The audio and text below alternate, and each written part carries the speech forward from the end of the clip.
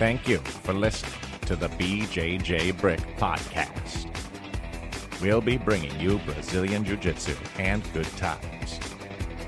We hope to help you get the most out of your grappling ability and meet your goals both on and off the mat. Welcome back to the BJJBrick Podcast. This week, episode 362. Today, we're going to talk about the basics, fundamentals, and principles, the building blocks of building a wall or making your jiu-jitsu game better. This is Gary. As usual, I got Byron and Joe Thomas with me today, and we're going to have a great show. Yeah, I'm excited about this episode. Joe has a quote for us to start off this episode. This is from the one and only, well, he's not the one and only Michael Jordan, but he is the one and only, the one and only six-time NBA champion named Michael Jordan.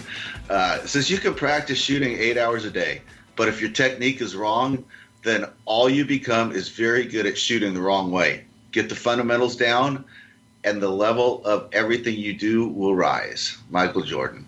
And we know that's true with jiu-jitsu, right? I mean, you can practice sweeps and submissions all day long, but man, if your fundamentals aren't there, if the small details aren't right, all you'll do is spend a lot of time being not very good at jiu-jitsu. So, Byron, this is a perfect quote for this episode. Well, all right.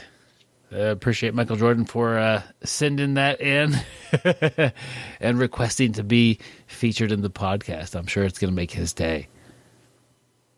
You know what I think is kind of weird, and I just ran into this yesterday, is there's a kid who's been training with Byron and I on Saturday mornings, and he does okay. He's younger. He's now in college, but you get to roll with him. He doesn't do too bad.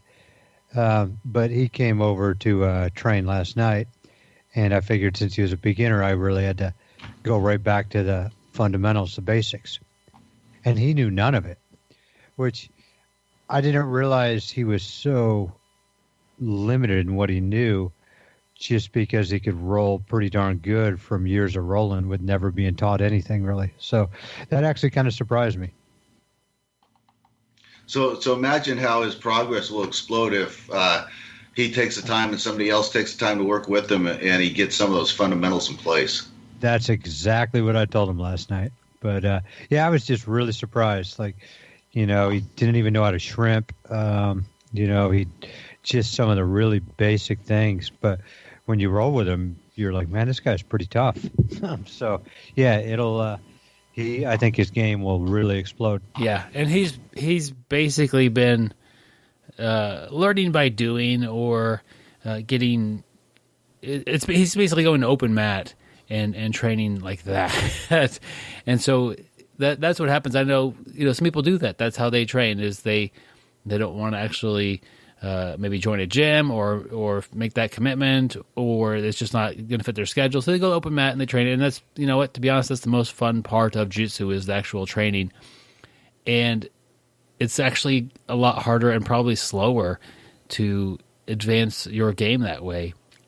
He does get some coaching, but it's going to be, okay, instead of doing this, do this, or he watches some videos or whatever, but it's definitely not, like you're saying, if you don't know how to shrimp, but he's able to, control the back sometimes and, pass a guard, you know what I mean? Like he's able to do some stuff, but he hasn't gone to a class where they demonstrated, what a shrimp crawl is or why it's important. And that's a pretty big deal. Like, maybe he's just, when he gets mounted, he just kind of suffers until the person goes for something and loses top position, or he gets submitted. I don't know what his mount escapes are like, but that's an interesting, I guess, hole in his game. And Gary, I've noticed that about some of the Saturday morning people as well, is because it is kind of a open mat environment that there tends to be more new people than typically would be at open mat. And so a while back, pre-COVID, I hate saying that, but I was trying to teach get 20 minutes in of actual instruction. And today we're going to cover, a takedown. Today we're going to cover a basic guard submission combination or something like that.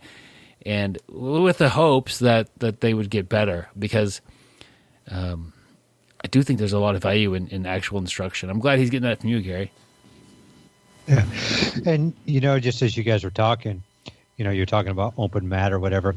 But it's always, I always think about other sports. And, you take jiu-jitsu, and most people don't go to open mat. They actually go to class. But you take other sports, let's say we're 25 and we want to go play basketball. Like, we don't go to a basketball school. We don't really practice our basketball. We just go and find a run and we play. Same thing with softball.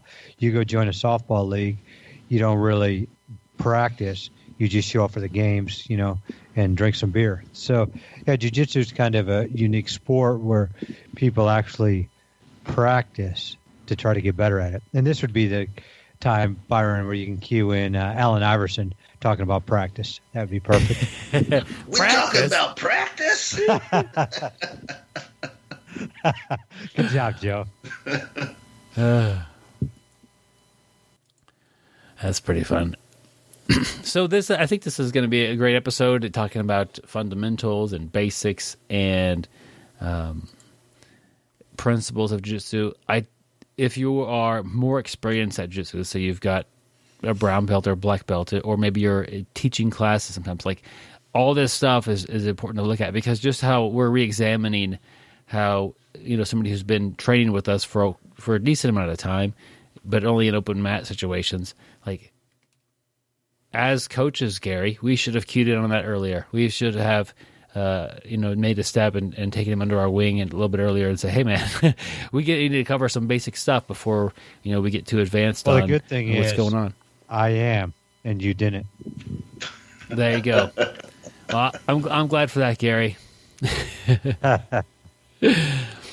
I got a off the mat lesson, and we'll see how it goes. This is the part of the show where we'll share something that is unrelated to jiu-jitsu, and then we'll talk about it and kind of bring it back to the jiu-jitsu mats. My neighbor behind me, which it kind of reminds me of that old TV show, Tool Time, where he'd always have the neighbor and they'd talk over the fence. And so my neighbor it was that, like, I'd be mowing and he would come up and say, hey, Byron, and we would just kind of just talk for a little bit and just get to know each other, and nothing major would, I've never been in his house. I've never, we're just kind of neighbors over the fence. And I don't know, 6 months ago, he told me he was sick, and he's going to go through these surgeries and this type of thing. And then I saw him, about a month after that. He bumped into him in the backyard. He said the surgeries went pretty good. And then about a month after that, I saw his wife in the backyard, and she told me he passed away. I was like, trying to, be, kind of talk to her and be supportive of what she's going through. I really can't imagine. They are an elderly couple, but I don't think anybody thought that would happen quite like that or that fast.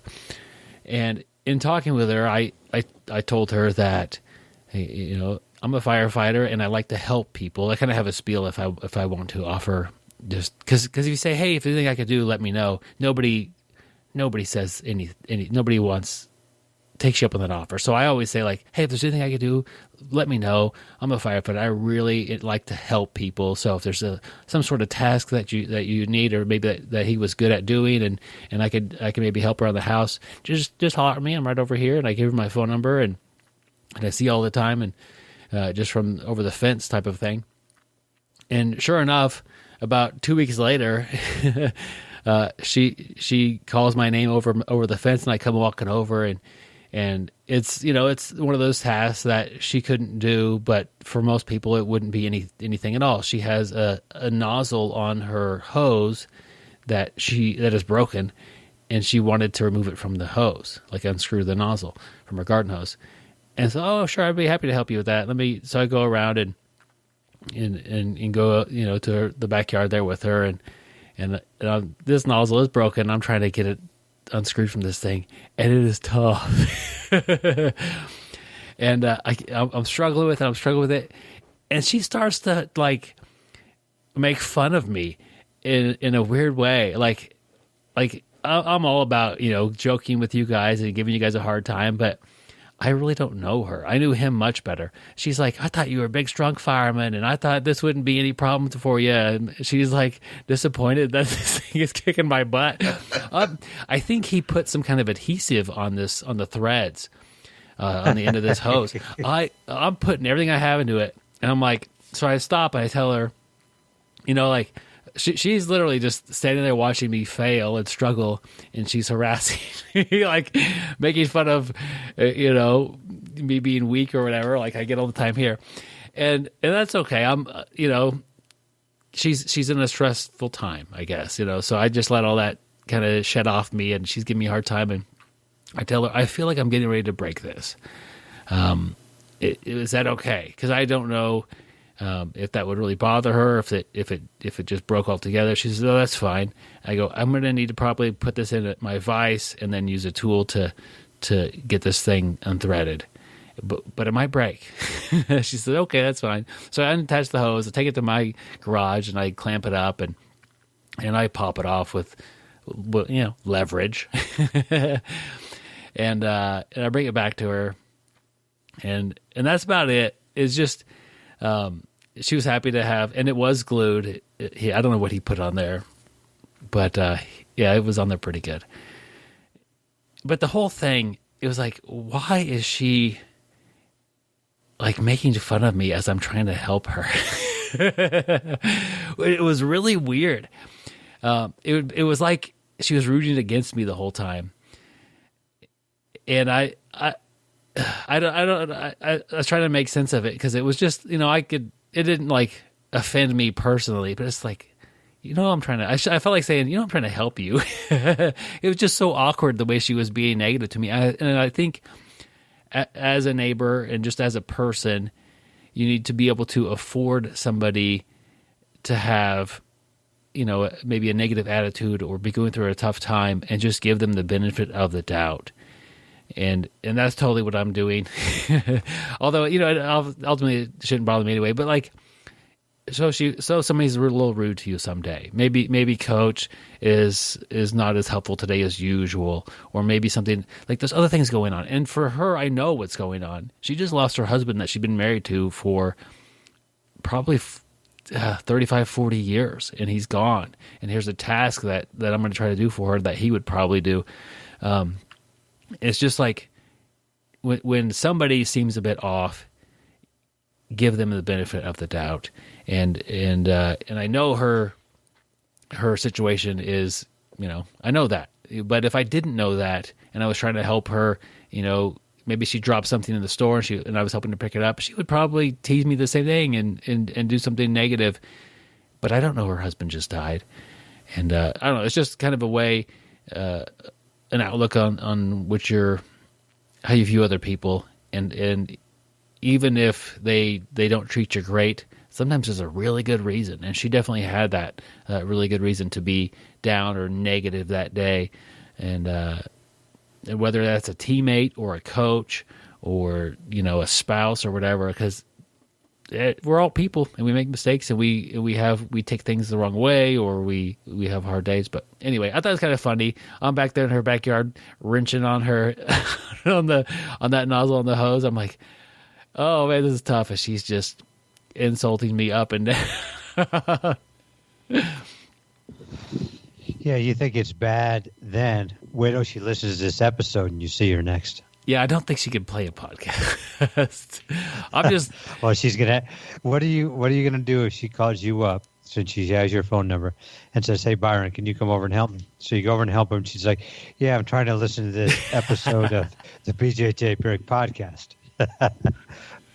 I would help her out and stay for the first 10 minutes or so to listen to this part. I'm pretty sure she's still getting the newspaper, watching the nightly news. That's how she gets her information. not a podcast listener.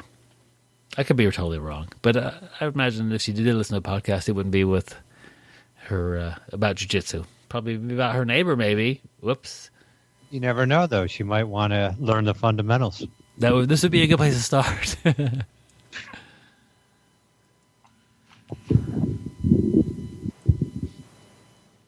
Well, Byron, I kind of got distracted with your story when you were talking about trying to get that nozzle off, and he must have put some adhesive on it. I thought, I'll bet you were that guy coming up that every time you got your ass kicked, you complimented your opponent, said, "Man, you're really strong."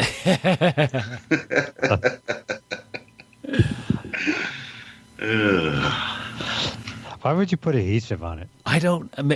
My best guess is it probably leaked on his hand. Like, he didn't thread it tight enough. So just by putting, I guess it would be equivalent of like a pipe dope or something, just some stuff in the threads, it would stop from leaking or dripping. Yeah. It's never good when it leaks on your hands. How's your water quality up there? Ours is full of lime and minerals, and the hose nozzles get stuck on if you leave them on for a couple of years. Just all that mineral deposit gets in there, and you got to cut the hose. Huh. Yeah, we don't. I'll drink right out of the hose. Yeah, it's good water. You're on city water? City water, it's good water here in Wichita. Okay. Yeah, Byron, I was waiting to hear when you went home that you couldn't get it taken care of, so you went out and bought a new hose and gave it to her. That's a good neighbor, you Gary. get her a hose and a nozzle. That's a good neighbor. I and you're thought, here, I fixed it. Yeah. And she's looking at it. She's like, "Oh, this is brand new." Exhausted and drenched in sweat with the receipt in my pocket. Yep. That's I like your thought process, Gary. You took care of it for her. You took care of it for you. She's got confidence in you. She's got confidence in the fire department now, and so she is not going to lead the charge anymore to defund the fire department. Well, that's she won't be leading the charge anyway. Well, Byron, that was nice of you to give her your phone number, and that's helping out somebody who needs some help, even if she razzes you a little bit. It's you did a good job. It was a strange amount of razzing for basically a stranger. Like he was a lot more outgoing. We would always chat in the backyard, but she would just always stay inside and never be socialized. But just maybe that's the type of person she is. Maybe she's just come out and tease me for 10 minutes while I try to help her. Anyway, yeah, I know what to expect now. Yeah, what I think probably happened was you talked to him a lot, so he would go back in the house and say, hey, that guy who lives, on the other side of the fence there, that dude's a jerk, and he'd probably say a bunch of stuff about that. So she's got a lot of pent up hostility, for you, and probably took some of it out just, because of the way you are. That's the way I am. So here we go. This episode is about basics, fundamentals, and principles. I think it's pretty easy to confuse these or overlap them. I'm sure they overlap quite a bit. But any ideas just in the beginning here, the difference between these? Well, I read something this week about principles, and it explained it in a way that I thought was really good. So I'm reading Master Jiu-Jitsu, Master Life by Paul Kinzia. I don't know if you guys have got around to reading that yet. I think he sent us all a copy. Yeah, I've read it. It's a good book. So when he talks about principles, and he talked about a principled investor, and I thought that was really interesting. And one of the things he talked about is kind of deciding what type of investor you want to be. If you're younger, maybe you're a high-risk investor and you're investing for, you're willing to take greater risks because you've got time to recover. If you fail at that and then you get older like me and it's all about picking safe and stable stocks that pay dividends, and I think they call that a value investor. And I kind of think that you can do the same thing with your jiu-jitsu. And I'm a value investor when it comes to jiu-jitsu. I take very few risks. I'm all about incrementally improving my position, incrementally working towards a goal. And some people are going to be more of a risk taker. And I think that's part of understanding principles. But I also thought you can save yourself a lot of time when you're researching stocks if you have certain principles that you invest by. And I don't know a lot about all the P&E ratio and market cap and all those things, but if you learn about those things and then set some principles, you can take a look at a stock and know within a few seconds that that's probably not one that you want to spend a lot of time researching. That's not for you. It doesn't fit within the principles that you've adopted as your investing strategy. And I think the same can be true with jiu-jitsu. Like I don't pass the guard until I don't try and pass until I have superior grips, and these are the frames that I want when I'm in this position, and I don't try to explode and escape out of bottom side control until I have my frames in the way that I like them. And I kind of liked the way that was explained. So if you're a principled grappler in each position you're in, you have certain things that you want to see in place before you proceed. And I thought that was a really interesting way of explaining principles. I like that, Joe. I was looking at these principles as well, and they're not going to be, there's a clear difference between the principles and the basics, or the principles and fundamentals. Like, I was thinking principles, well, maybe a principle that I have is if it's a self-defense situation, I don't want to be on the bottom by choice. Now, if I am, I'll probably try to deal with that the best I can. But I'm not going to go Gary's game plan and pull guard right away, especially when I'm fighting my neighbor. But so it's like that. It's just an idea. It's a principle. I don't want to have to defend myself from a bottom position where I'm likely to be taking more strikes. That's just one, I guess, principle. I do like your example of, you're not going to pass guard until you have superior grips. That's a good principle. Is it a technique? No. Is it something that is kind of like underlying software that helps guide you to make good decisions? Well, yeah. You're not going to, when you're passing guard, you're not going to put yourself in a situation where you lose your balance on purpose. Like that's a bad thing. So there's lots of different principles that are going to guide you in your jiu-jitsu. And you could even have principles about how you're going to learn jiu-jitsu. I'm going to pay attention during class, or what I think we have principles that guide us all through our lives. We don't even really, they're kind of just running under the they're just hidden software that's going to be running in the background. That's a good one about learning jiu-jitsu. And I think a good example of that is guys coming in with a wrestling background. I think it's a great idea for those guys. We start on our knees a lot in class. The room's crowded. And a good principle maybe for wrestlers, I'm not going to knee fight. I'm going to start at half of my rolls. I'm going to pull guard. And then that puts you in a position where you're going to be learning things that with a previous wrestling background don't necessarily come natural to you. Yeah. There's an article we have several articles we're looking at kind of guide us in this conversation, and one of them is on rollинgaroundbjj.com. And, of course, there'll be links in the show notes to any of these, but he talks about the principle of skeletal strength versus muscular strength. And if you're framing and using your structure of your bones, that's a lot better, usually, I would say, I guess, than using just your muscle, because it's effortless. The frame is built on your bones, so it doesn't exhaust you, and it's also very strong, hopefully. So that would be a principle. The principle of momentum. And as you learn how to use that, sometimes you'll be doing a technique and you're trying to learn it, and you're just not going fast enough. There's not the momentum there to swing your hips into place, something like that. Like, to learn about momentum and use your opponent's momentum and those things, that's a principle that's going to apply over all of jiu-jitsu, because we're always moving, hopefully anyway, unless you're getting stuck. But just knowing about movement, or the principle of leverage and how important that is. Your principle with grips. What are good grips? What are bad grips? What are good grips for the situation? When should I abandon this grip? When is my own grip going to work against me?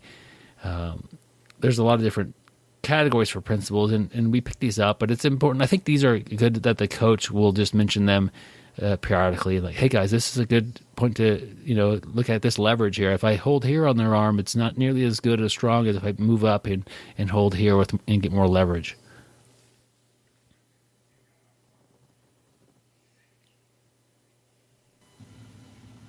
Yeah, did you have time to watch any of the videos attached to this, Byron? No, I have not watched the videos attached. What have you seen? Okay, so I was watching the first one, and they're talking a lot about spinal alignment. And, man, I think that's something that's overlooked. Not necessarily that it's overlooked that I need to keep my own posture good. I think we focus on that.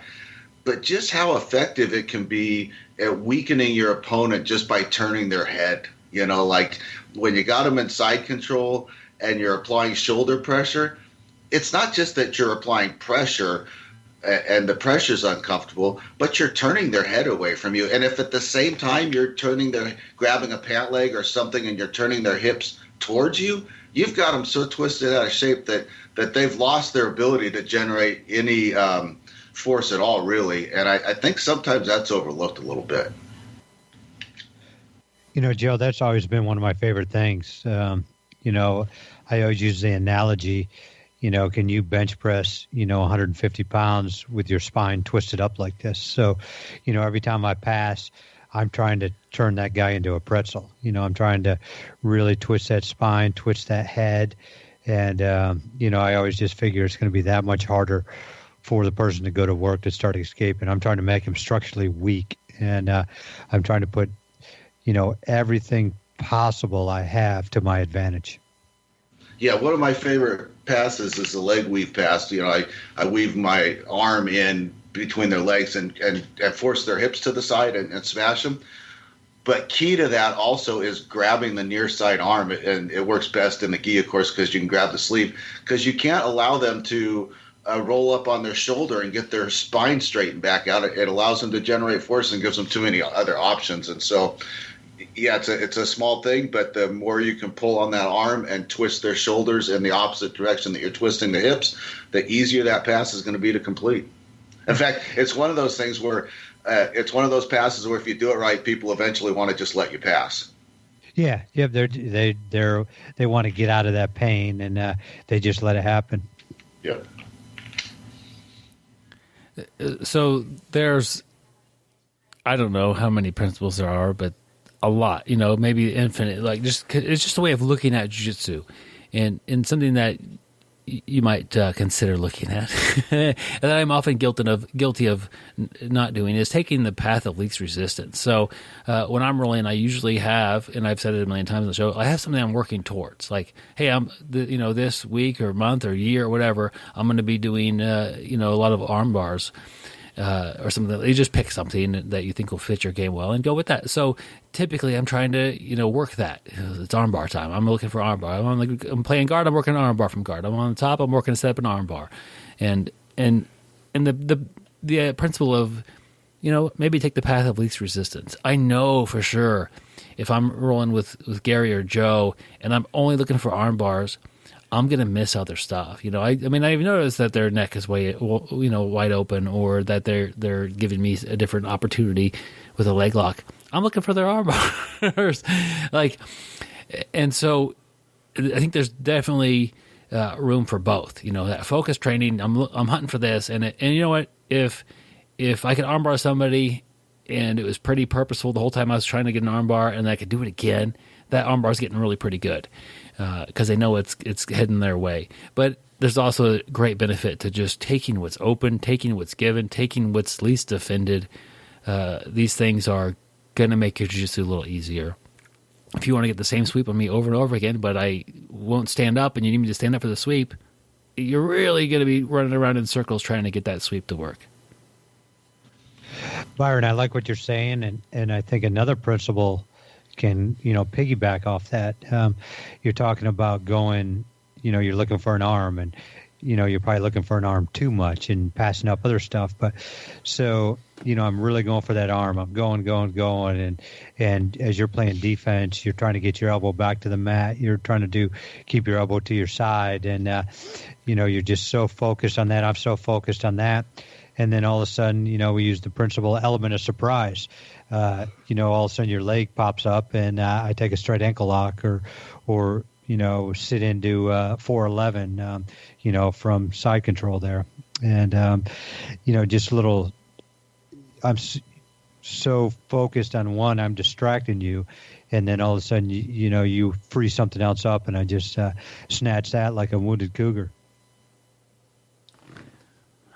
Yep, like a wounded cougar. Wrist locks are good for that sometimes. Yeah. Speaking of wrist locks, one thing that I always remembered was we were talking to Roy Marsh one time, and he said every submission is a failed wrist lock. And, I'm like, huh? And, he made a good point. So as we start jiu-jitsu, I'm always going to be reaching towards you. So the very first limb that I come in contact, the very first submission attempt would be, your fingers, your hand, your wrist. And so basically if I don't get a wrist lock, I missed it and ended up with a Kimura. But wrist locks are abundant.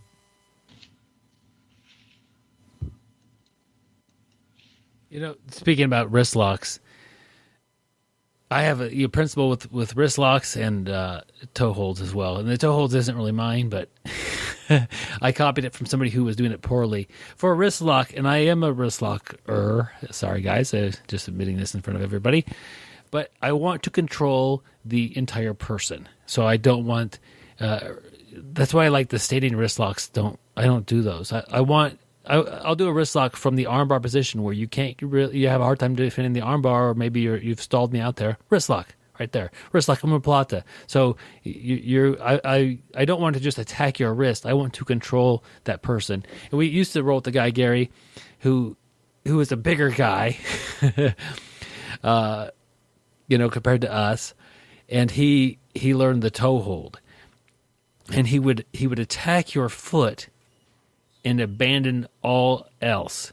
And he wouldn't control your body or your legs or anything. And so he would literally just grab your foot with two hands and try to get the toe hold going on. And really, although his arms were big and strong and he was a strong guy, I'm like, you're attacking my leg with your hands. And I was always able to kick out of it. It just wasn't a practical thing. So same thing, wrist locks, toe holds, you have to control the person in order to get them to work well. And that's the principle I have when I'm looking at a wrist lock. Is this person? I do a lot of wrist locks also from closed guard, and the same thing. I'm controlling the person. They can't just back out of the thing. So it's not something that I've thought of like, this is one of my principles, but it's definitely a thing that I do. In order to even consider a wrist lock, I need to think about what kind of control I have of that person, because they will yank away, they will pull out pretty fast, and it's hard to control that person. So if I could first kind of lock everything down and then attack the wrist, they work a lot better. Yeah, go ahead, Gary. I was just thinking of the old saying, position before submission. I think a lot of us have heard that so many times, and I can tell you when I first started, or actually do it all the time, is I'm so hungry for that submission. As soon as I grab an arm, I'm already thinking that submission, but I don't really have that person locked down. Like Byron said, if I don't really lock you down and control that body as I'm going for that submission, it's going to make it easy for my opponent to get out. So, you really, like Byron said, one of the principles, you really have to control the body, to get that submission, to make it work properly, to actually finish it. The thing I think with wrist locks and maybe tail hold, I'm sure there's other ones, is the control of the body is not necessarily there all the time. Like if you're doing a triangle choke, yeah, hook the leg or hook under the body or something, but like they're not just running around loose. Like it's a fairly, like, you know, if you're doing a rear naked choke from back control, like you've controlled their body. That's part of the submission. But with some submissions, it's just not intuitive. Yeah, I'm attacking his wrist. Well, you need to make sure he can't back away.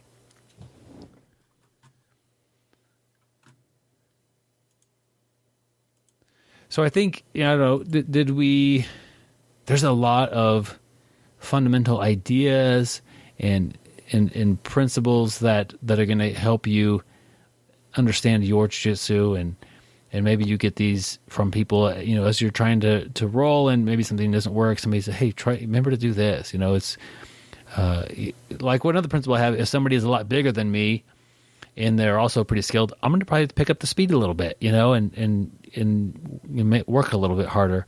If somebody's a lot smaller than me, I expect them to be using that speed advantage and you know, and trying to get that going on, because it's, you know, that's one thing that jiu-jitsu, they always say that, you know, strength doesn't really matter. Yeah, it does. Yeah, it does. It matters. It's a factor. And so, but so is speed, so is timing. And, you know, I'm really always impressed by the smaller grapplers who have really good timing and who are quick, and I don't fault them at all for using that. That's something that they should be honed in on and really have, because timing is hard to develop. Yeah, Byron, you were talking about having a principled approach to grappling with guys that have some type of advantage, whether it be they're smaller and quicker and in better shape, or whether they're bigger and stronger. And I thought one of the principles that you use in those situations is understanding and controlling space. You know, I tell little guys all the time, because especially guys that are newer to jiu-jitsu, and they're smaller, they get crushed, and it's just like, oh, man, it sucks being small. And I tell them, you know, stick with it a while and put some thought into this. You have certain advantages as well. You know, you can move quicker in smaller spaces, and man, once you start getting one step ahead of me, then I'm just fighting to try and keep up. And so it's understanding where your advantages might be and then exploiting them. You know, angles, Joe. You know, that's one of the big things I use. You know, I'm definitely not fast anymore. I actually don't know if I was ever fast, so I'm always going to be the slowest person out there. But, you know, I've always said I don't ever want to take anybody head on. You know, we're going back. We can talk about structural strength, and, you know, we're talking about trying to make the person weak. If I'm fighting you straight on, I'm fighting you at your best. You know, I want to get to the side. I want to create an angle. And, you know, I've got a better chance to take you down from angles. I never want to, you know, hit you straight up, control you from angles. So, you know, I can think of this weekend, I was rolling with a guy who was probably 250, 260, and that's what I kept trying to do. I kept, you know, going 2-on-1 on an arm and, you know, trying to cross the center line and then, you know, come in from that angle, and it was working perfectly. Yep, and that 2-on-1, that brings up another concept or principle. Yes, stapling or trapping one of your opponent's limbs. You know, think about some of the back attack series that are out now. Man, if you can start to master that, and, you know, from side control, you staple a leg, you staple an arm, it opens up so many possibilities. You know, I tried that, but the ref told me I wasn't allowed to bring a stapler into the ring. Gotta be sneakier than that, man. Yeah, he literally had it in his hand. Like, come on, Gary. And it was one of those big ones, okay. Like, you know, construction-style staplers. I keep mine in my shorts. Oh. There's a lot of room. You don't want it going off in there on accident, though. No, you don't want an accidental discharge, that's for sure. Oh, the principles of this show have fallen. The principles have just went downhill. So here's one. We talked a little bit about, you know, redirecting someone's head and or, you know, changing their spine direction a little bit. That's a good principle. But I'm the same way on the defensive measure. Is I don't like them redirecting my head. Like, I'll roll with somebody who likes to do a lot of pressure, and I'm usually able to avoid most of it by keeping them off of, from turning my head if I'm able to do that, and also keep them off my lungs. And people talk about controlling the core, from the waist to the shoulders. For me, I'll let them have my belly. Like that you can squish on my belly. That's okay. Stay off my lungs. So just my, like Gary always says, T-Rex arms, keeping your elbows in. They're in there, and I'm using my skeletal system, not my muscles, because those fail way too early. But using my humerus bone to kind of keep them off of my rib cage, keep them off of my lungs. So most pressure that you feel, like if somebody is just squeezing your legs, okay, that's okay. What are you doing there? But if somebody is squeezing your rib cage or squeezing your face, or I guess the neck is obviously a submission, but those are places you don't want someone to squeeze. So the principle of avoiding someone's pressure by keeping them off of your rib cage, by keeping your spine aligned and actively facing towards them, those are good principles to have to avoid that coach or teammate that's going to be pressuring you a lot. Keep them off your ribs.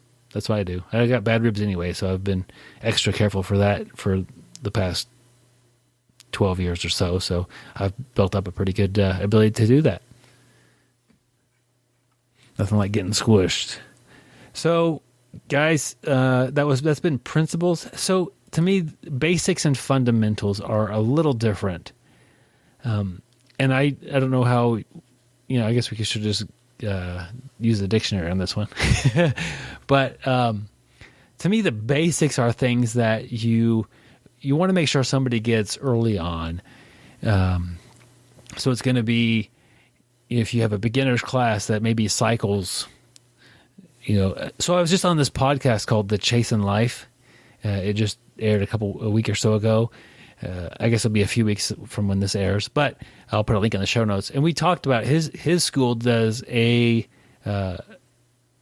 beginner's class, and there's, I forget what number he said, maybe 20 or 25 classes they have, and it just goes class number 1, class number 2, class number 3, and you come in at class number 14, and it's great. Like, you don't need the other classes before that. This class you're going to learn how to recover your guard, and then you go through these classes, and then it loops around again.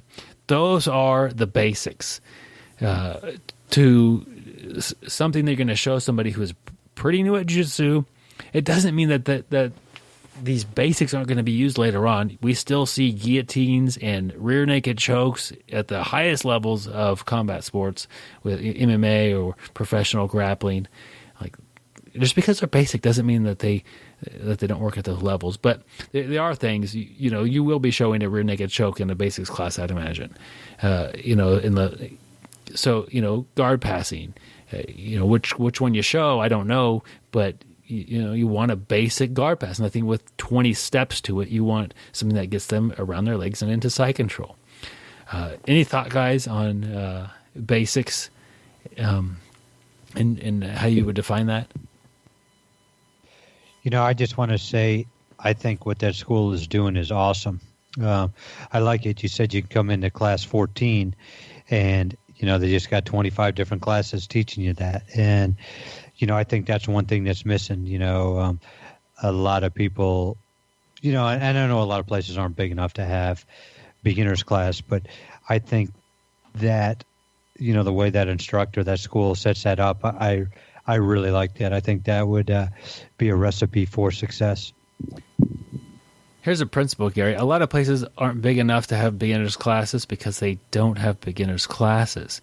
If you're getting 2 or 3 people in a week and they're not actually joining the gym and they're coming in and learning, worm guard or something that's a little more complicated, it's hard for them to stick around. So I think that sometimes they're related.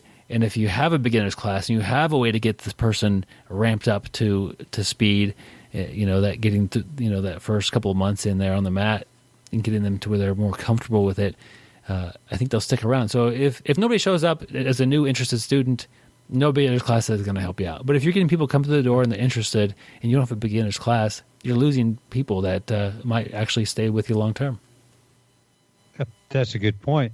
But I think it could go the other way too. I think a lot of your experienced people, and even though we talked that they're very important, if they just did fundamentals all day long, I think they might, get bored and, go somewhere else. Yeah, maybe, as long as you get to roll. I think there's time.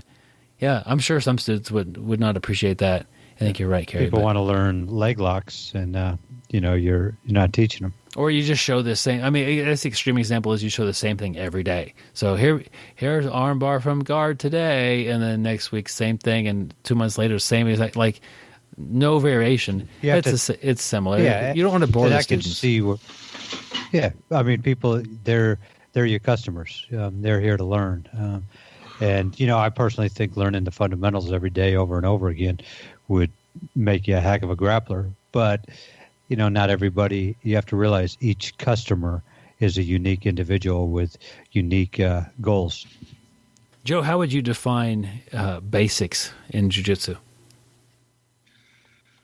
Man, I think there's a lot of overlaps between fundamentals and basics, but I've always viewed basics more as a sort of technique based, and fundamentals are the things that make those techniques work, if that makes any sense. Here, let me put a plug in for a product. Stefan Kesting, Nonstop Jiu-Jitsu. I bought an app from him a couple years ago, and it's fundamental movements, and he's got technical stand-up, the butt double leg. I guess that's what he calls it. Kind of where you're on your back or your butt, and you come up into up onto one knee, like for a double leg.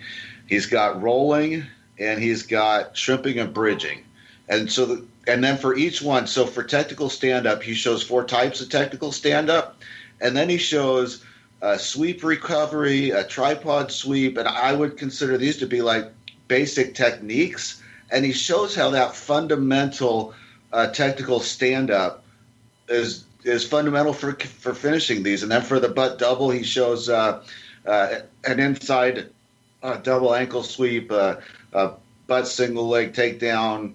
So for each one, he shows what that fundamental movement is, and then basic techniques where that fundamental movement is key to completing those techniques. It's a great app. I think it's $6. If anybody's listening to this and you're interested in this type of learning, I would highly recommend that. But that explains it better than I could on my own. Way to outsource that one, Joe.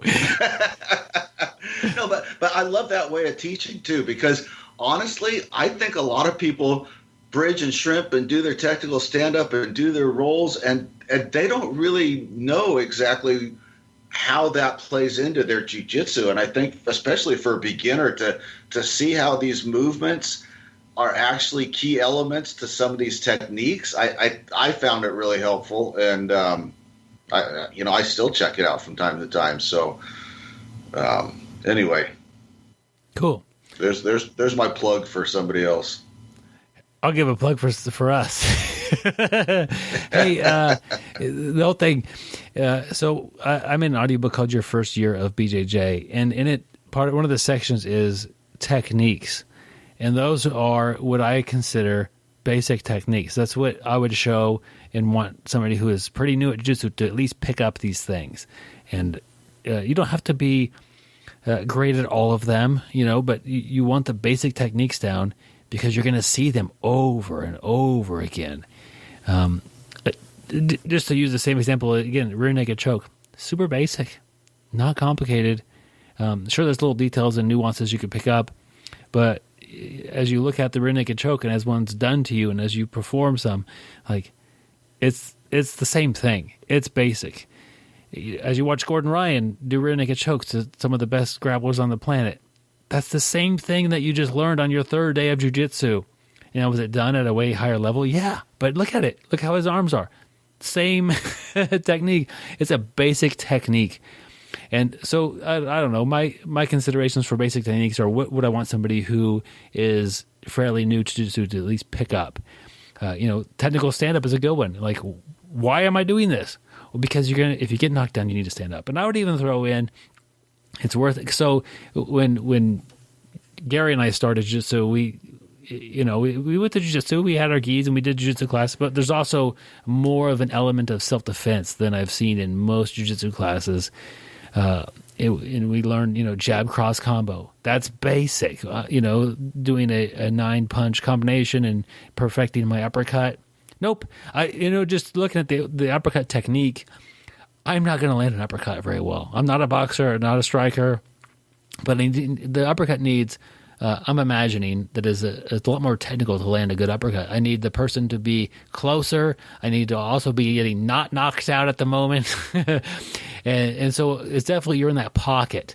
And as a basic stand-up person, I don't even want to be in that pocket. I want to be at a range where I could be outside the pocket, jab cross, go in, and jab cross, and come right back out maybe. Maybe that's the plan. I don't know what the plan is. It's not going to be good either way.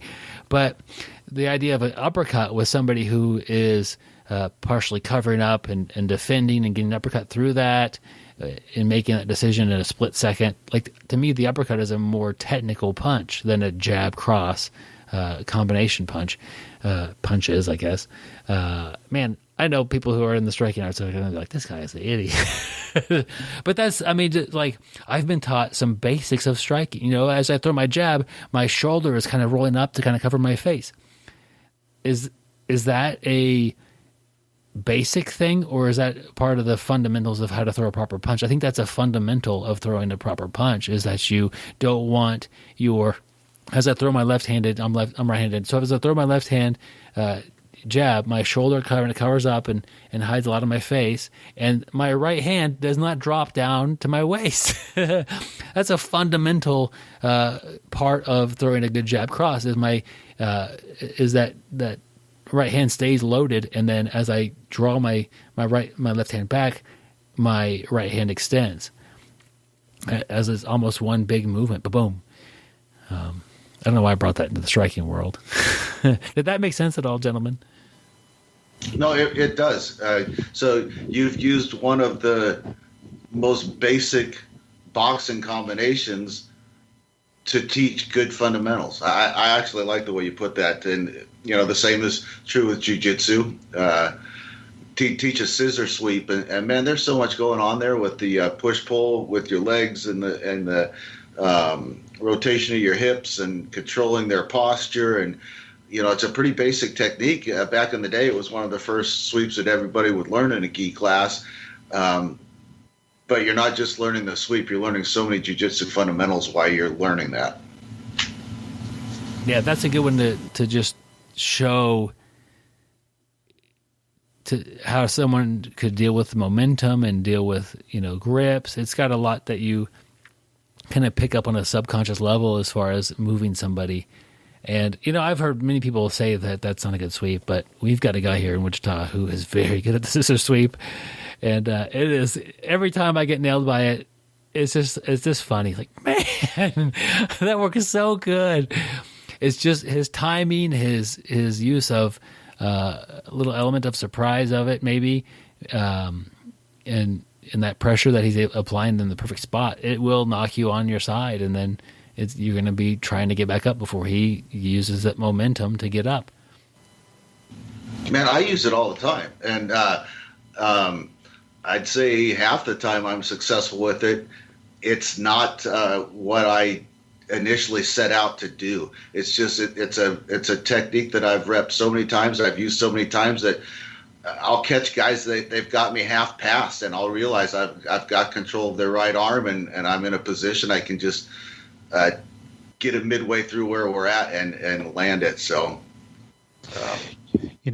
I love that because it goes back to, we talked about the principles, but one of the principles they're talking about, taking advantage of shifts in center of gravity and uncontrolled momentum. You know, either that you're given or created. You know, you can create that momentum or you can be given it. Like you said, Joe, you feel, you know, you're half past, you still have an arm, but then all of a sudden you're given that momentum. You still have that lever, which you're at the end of the lever, which is another principle, and use everything to end up on top. So, yeah, that's a great analogy. So I think a single leg takedown could be considered a basic technique. But there are some fundamentals behind it. So, you know, two new people standing there and neither one of them wrestled, you could, you know, show them, hey, okay, here's what's going to happen. You're going to get this leg, we're going to pull it up, and then we're going to, trip the other leg, and you're going to get your takedown. But the fundamentals behind that are, for your takedown, you need to change levels. You know, single leg or double leg, if you're going to be, heading down there and trying to snatch up a leg or two, change levels. Keep your back straight. You know, you want a deep penetrating step that gets in and makes them, off balance, or, you know, gets you better control of their leg. Those are the fundamentals. But the basic of it is we're going to reach down and grab that leg. And so I think... But it ain't, yeah. Go ahead, Gary. It's not going to work. Yeah, like you said, you know, it looks like you're just reaching down and grabbing the leg, but it's not going to work unless you're underneath the person on a lower level, unless you've cleared the ties beforehand. Yeah. You know, like Joe was talking about earlier, about grips. He finds he does better worrying about his grips before he goes to the next position. Then he grips up again, you know, and same thing. It's like, first of all, if I haven't cleared the ties, my level change, you know, I'm still going to run into roadblocks. And, you know, but it just looks so simple when you watch it on TV. It looks like somebody just reached down and grabbed that leg and game over. But like you said, there's so many little things that you have to do to actually snatch that leg against a resisting opponent. Yeah. Looking at the quote that, our friend Michael Jordan sent in, or maybe I found it on Google. He's our friend, all right. He talks about if you're practicing a lot and your technique is wrong, it's really not going to help you a ton. And like, that's why I think it's really important to be really good teammates and have a really good support network. And when somebody tells you something like, hey man, I wouldn't have got out of that if you would have maybe tightened it up, or they give you some advice, take that to heart and thank them for that, because they're literally telling you your free throw that your elbows were flailing, or I don't know what a good free throw consists of, but maybe your free throw kind of sideways. I once tried to shoot 10 free throws and I think I made 2 of them. That's garbage. That's pretty good. I was like, this is really not to my... So, I played basketball a little bit, as a neighborhood kid growing up, and I was, still not good. But, putting it away for 20 years and then trying to shoot a free throw, oh my goodness, that hoop seemed so tiny. Anyway, if you're doing the wrong thing, it's really nice to be told that. And it's really nice to that's what a good coach is there for. That's what good teammates are there for. Hey, your arm bar, you're not controlling their posture at all. You need to control that. And so don't just take that as a criticism. Take that as something that will help you grow, and take that as something as you're perfecting your form on your free throw, or you're perfecting that form on the jab cross. You're perfecting your form on the arm bar. And sure, maybe you were able to arm bar somebody with that bad arm bar once or twice, but you really want to start, arm barring people who are better at jiu-jitsu than you. That's the whole game, is you want to start, attacking and finding tools to tap out. If you're a blue belt, tapping out that purple belt with something. It's not going to be your arm bar if your arm bar is not really good. And so find ways to perfect it. And it's not the blue belt that arm bars the white belt that everyone is like, oh, that was cool. It's the blue belt that's arm barring the purple or brown belt. That's a blue belt who has the fundamentals of that movement down. Byron, I like what you said is you have to be able to take, advice. I didn't want to say criticism, but I guess that too. Critique. But yeah, critique. And, that's a big thing. Some people, hey, I just got the submission. What else is there to it? you may have went about it the wrong way. You may have missed an easier step where you could have finished it earlier. You may have been loose, but the person, just wasn't as experienced. And, all these little things to tighten up your game, to be able to keep that open mind and, really try to dissect your game. I think Joe was talking about that earlier. He was talking about the smaller guy, really study and think about jiu-jitsu. And, you start thinking about, are my legs together? Did I curl my legs in? Did I create as little bit of space as possible? If you did all that, okay, perfect, great submission. But if, I was very loose, but I still got the submission just because the guy wasn't experienced and, I hit it really hard, I do have room for improvement on that. Here's an interesting principle, I guess, in an example of when it was applied recently. And that is, you've heard the ABC always be choking. And I guess a more general way to look at it is just always be looking for the finish. And so when you're newer to jiu-jitsu, you might make a lot of mistakes along the way, but you just keep relentlessly pursuing the submission. And I was rolling with a guy maybe a month ago, and he's just a few months in. And oftentimes when I'm rolling with people, whether they're new like this or even at my own level, I don't always do everything I can to escape a position. Sometimes I'm interested in what they're doing, and I just kind of watch and defend, and especially if I think that I can defend at any time. And so I'm rolling with this guy, and first he tries to start arm barring me from, I think I had him in half guard. And I'm like, what the hell is this guy doing, And then he went on to something else. It was just bizarre and non-conventional. And I'm, what the heck, And I'm just, I guess in my mind, I'm actually not being very nice as I'm looking at what he's doing. And I'm like, God dang. But wouldn't you know, the guy ended up getting a tap. Like, all of a sudden, he was onto something. I don't remember how he got to the arm bar, but all of a sudden, he was onto a legitimate arm bar, and I had the tap. And I guess maybe there's two principles there, and one is not to be overconfident and just assume that you can escape at any time. But, I had to give him credit because he made a ton of mistakes along the way, but he knew what he wanted to do. He knew where he wanted to go, and he just kept working towards there. And then in the last month, I've seen nothing but improvement in his game, and so maybe that's something to consider too. Is just always relentlessly be pursuing a goal. I like that. Always be relentlessly pursuing a goal. I like that one, Joe. Thanks, Gary. It's a new quote. Yeah, I mean, you think about it, not just jiu-jitsu, but life. I mean, always relentlessly. That's a key word right there. Be pursuing a goal. And like Joe said, that guy, he just kept going at it. And, like, you think if I'm on the defensive all the time, it's hard to bring my offense into this game to finish my opponent. If my opponent is just going from one to another, and I'm in defense mode all the time, sooner or later I'm going to get caught.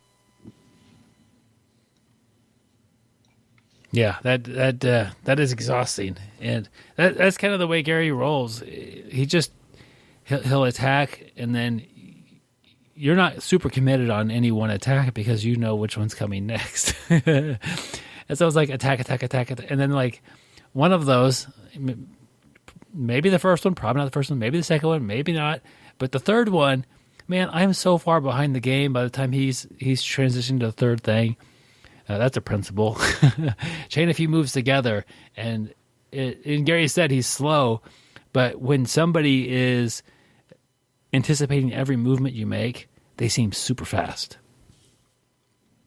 But, that goes back to kind of what Joe talked about too, analyze your game, be thinking about it. And, I don't roll a lot as much today, but, I'm always thinking about jiu-jitsu. And I was reading an article the other day, and somebody was talking about, does it help to visualize? And, all the experts are saying yes. And, it seems like the people who don't train say it's a waste of time.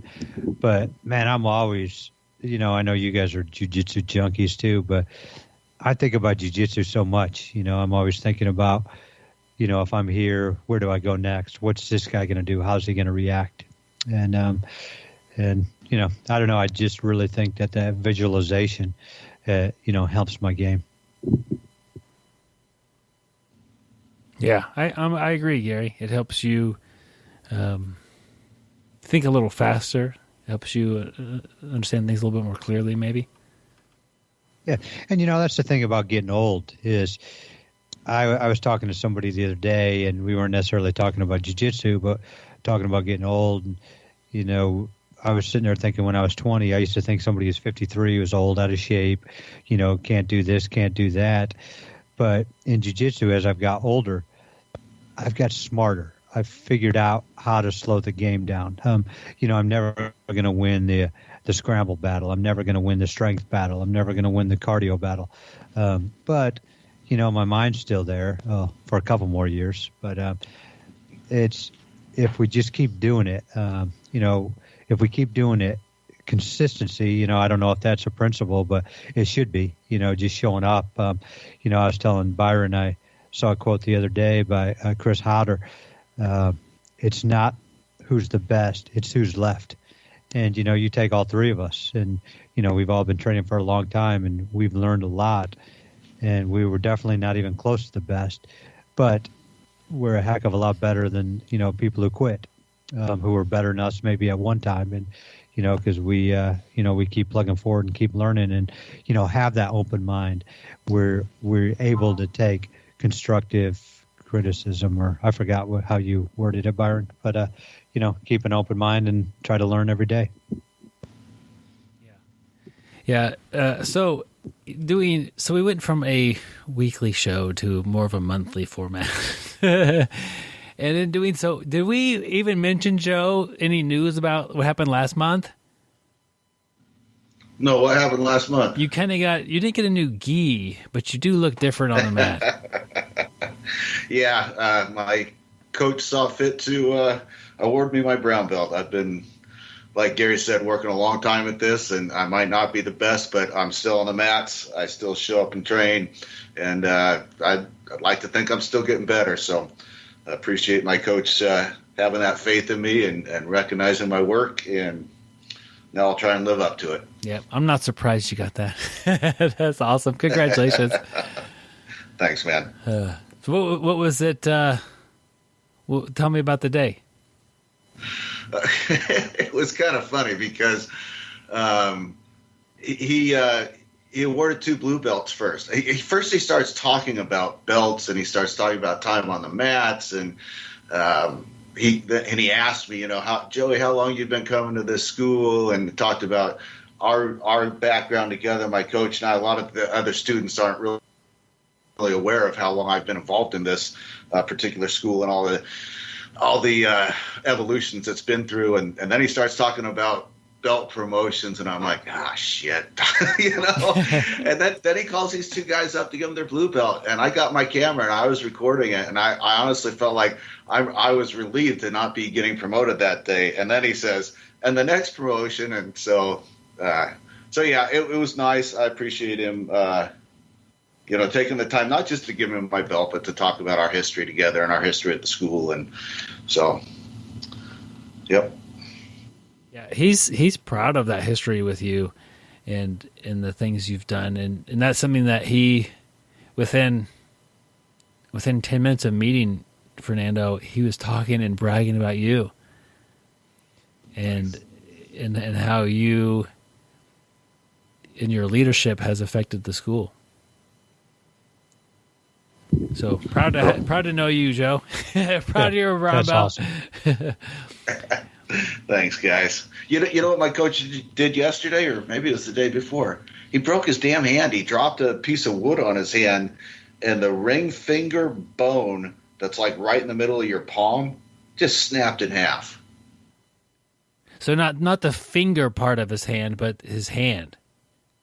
Yes, yeah, wow. the ring finger. If you look at an X-ray, you can, I'll send you guys a picture. But between where your watch would be and your knuckle, like that area, that space. Okay, man. Yeah. So. Hey, also too, talking about Joe's promotion. Hey, check out the BJJBrick Facebook page. There's a cool little post from Joe's school, Brazilian top team, Lake Jackson, where they talk about changing colors of your belt. It's pretty cool. So definitely check it out. I think he might have wrote that partly based on me, because I tell you, I felt bad about this actually. When he called me up, we shook hands. I leaned forward and I said it so only he could hear it, but I'm like, "Come on, coach, I'm not ready for a brown belt." And man, I had to go apologize the next day because that ain't right. So you got to trust your coach. Yeah, the very first thing says believe in the teacher. Yep.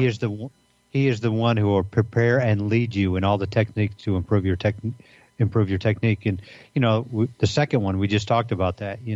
We're still left attendance, attend classes and avoid missing. The more you train, the more prepared you'll be. Yep. I love those two right there. Control first station, look past the belt are the other two. But this is a great one, and very few people I've ever talked to said they felt they deserved that belt.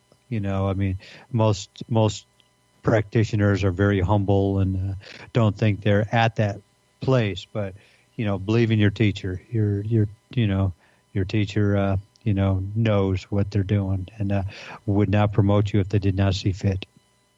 Yeah, it's funny because I know I'm not the only one to get a belt and feel like it wasn't really warranted in the heat of the moment. Kind of like, oh man. And it's funny that everybody else that has also felt that way, I don't know of anybody that has accused the coach of giving somebody else a belt that they didn't deserve. It's like we only put that criticism on ourselves for some reason. Yeah. Have you ever seen anybody get a belt and say, about time, I deserve this? No. No, but I've seen a lot of people get a belt, and I've thought it's about time because I'm tired of getting my ass kicked by a blue belt. Now at least they're a purple belt. Yeah. But yeah, we should put together a fake skit and throw it on the internet. No, Joe, I think I do appreciate if anybody you takes the bait. Sharing that you felt like you didn't deserve it. You said that, and then you actually apologized to your coach. That takes a big person to do that. I think we've all felt that. Like, man, this is too big of a step. You get, or maybe I think that's part of the blue belt blues as well. It's like you get that blue belt on and you start rolling, and you realize, yeah, jiu-jitsu's tough. This is not as I thought it would be easier with the blue belt. Oh, it's actually a little bit harder. All these white belts are really going for blood, and the purple belts aren't being as nice as they used to be.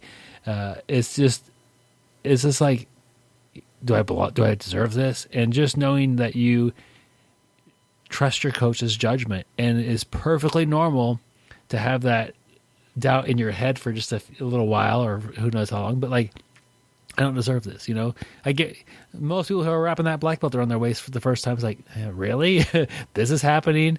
I don't deserve this. And it's okay to feel it. It's okay to say it, but you have to know, give it a little bit of time and just realize your coach is right.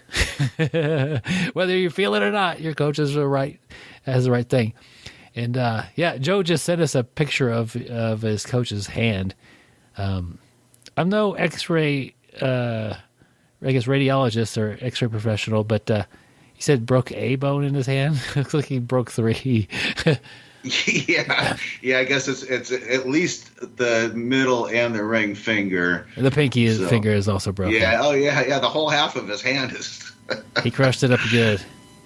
Man. Yeah. So I haven't talked to him since he got out, but he had surgery, so I'm guessing he's got some pins and some screws in there now.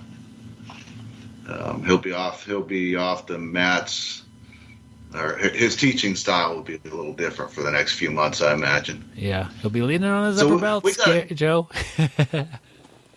So we got a purple belt at our school who is filling in for a coach, and his name's Jose Lopez, and he's a really good grappler, but more than that, he's a really good teacher. And I think Jose's a good example of that.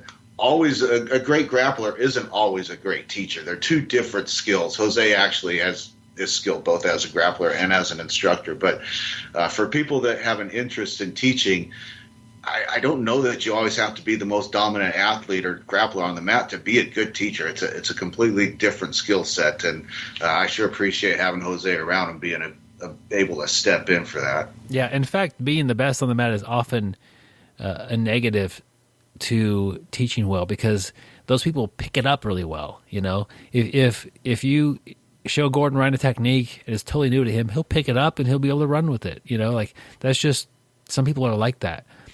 Now, is he the best person to show you that technique? Maybe not, because it was easy for him to learn.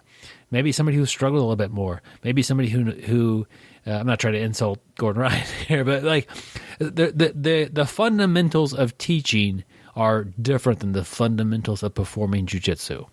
And a big part of teaching is communicating. And a big part of communicating is reading your students and giving them the right thing that they need and answering that question. None of that has to do with how well you perform jiu-jitsu. Two different fundamental ideas of teaching versus performing. Now, oftentimes, performing people study the art. They're really good at it, and they can teach it really well as well. So it's just interesting. I like what you say there. And I'm sure, Joe, you're going to be teaching a few as well. I enjoy sharing knowledge for sure. Good. As we podcast about jiu-jitsu. All right, guys. Well, it's been a fun episode. I'm glad we didn't forget 2 months in a row to mention Joe's belt promotion. Sorry, Joe. Oh man, it's a big deal. All right. When I got my brown belt, that was the first time I thought I might be a black belt someday. Like it never even, like, it was so far away. It was so impossible. Like it was always just like, well, what's next? We'll get better. And the day I got my brown belt, it was like, okay, I guess I'll probably be a black belt someday. Did you get any feeling of that, Joe? As it like, where's next? Oh, next is black belt. Actually, I think that was a big part of the intimidation factor. Like, as a purple belt, I could get away with being okay at jiu-jitsu, but then as a brown belt, I think it feels like the expectation is higher. And then thinking that black belt is next I find it to be intimidating. Yeah, go in it humbly and just know that some days, like, hey, I'm okay at jiu-jitsu. I'm a black belt. Like, no one expects you to be the best at everything. So, yeah, it'll be good, guys. I've had a blast talking with you guys and recording this podcast. Ditto. Until then, times two. Oh, times two. Till then, stay sweaty, my friends. Keep working out. And look at pictures of Joe with his new brown belt. Or not. Yeah, keep training and train smart and check out the articles that are linked in the show notes, and you'll get better if you pay attention to fundamentals and basics. Thank you for listening. I hope you find the time today to roll. After all, the best way to get better at Brazilian Jiu-Jitsu is to do Brazilian Jiu-Jitsu. You can visit our website at BjjBrick.com for more good times. Swing by and like our Facebook page.